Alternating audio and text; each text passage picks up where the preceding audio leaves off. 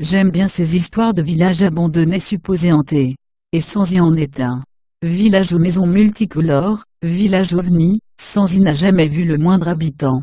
Et pour cause, on le croit hanté, à cause d'une statue d'un dragon que l'on aurait détruite pendant la construction, ce qui a valu pas mal de catastrophes. Suivez le guide, je vous raconte tout. Sanzy. Sanzy, aussi connu sous le nom de Sanzypose, Sanzypo City, Sanzyufose, était, je suis obligé de parler au passé, car le village a été rasé, situé sur la côte nord de Taïwan, à 15 km de Tepi. Sanzy.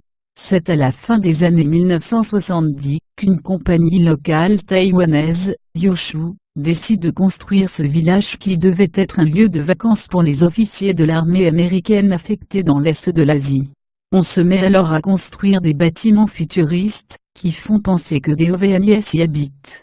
Ces travaux sont inspirés de ceux de l'architecte finlandais Matti Suurinen. Les bâtis ont un style très sans vexer l'architecte moche. Rondes, colorées bref elles sont bizarres. Des maisons multicolores sortent de terre, toutes plus curieuses et déroutantes que les autres. Sanzy. Au début des années 80, alors que les constructions semblent être terminées, les propriétaires du site décident d'arrêter le projet. À cela, plusieurs raisons. Pendant les travaux, de nombreux ouvriers ont perdu la vie dans des accidents mystérieux de chantier. Du coup, les Taïwanais, très superstitieux, créent que le lieu est hanté. De plus, la société Yoshu fait faillite, ce qui ne fait que renforcer l'idée que ce lieu est maudit. Il n'y a plus d'investissement. Bref, le chantier est abandonné et laissé dans l'état, avec ces maisons bizarres que seul un mec drogué aurait pu dessiner. Sanzy.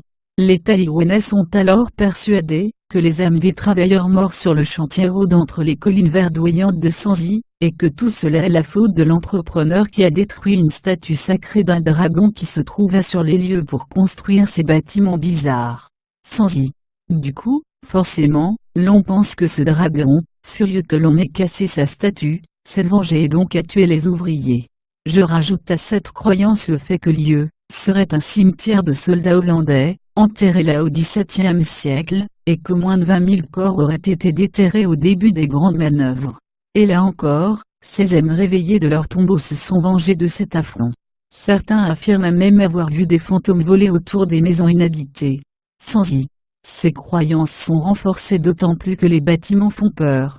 On dirait des boules maléfiques évoquant la menace extraterrestre, telle que l'on se la représentait pendant la guerre froide. En 1989, ces bizarreries architecturales sont rachetées par une compagnie de développement pour un montant de 700 à 800 millions de NTD. Le projet étant d'en faire un complexe 5 étoiles pour touristes, notamment avec un dock pour les yachts. Là encore, le projet tourne court, puisque dès le départ, des dissensions entre les investisseurs font tout capoter, malgré un lourd investissement. À quand le sort s'acharne? Quand ça ne veut pas, ça ne veut pas. Malédiction? En tout cas, c'est bizarre.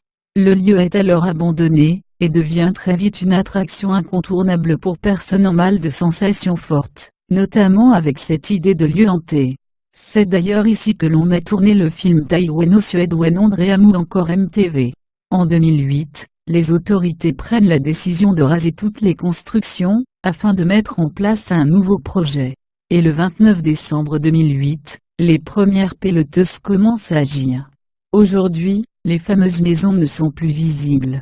Tout a été entièrement détruit en 2010, et le site était en train de se transformer en une station balnéaire commerciale, avec un parc aquatique gigantesque. Adieu les vilaines maisons d'OVNI. Dommage je n'ai pas eu l'occasion de le visiter.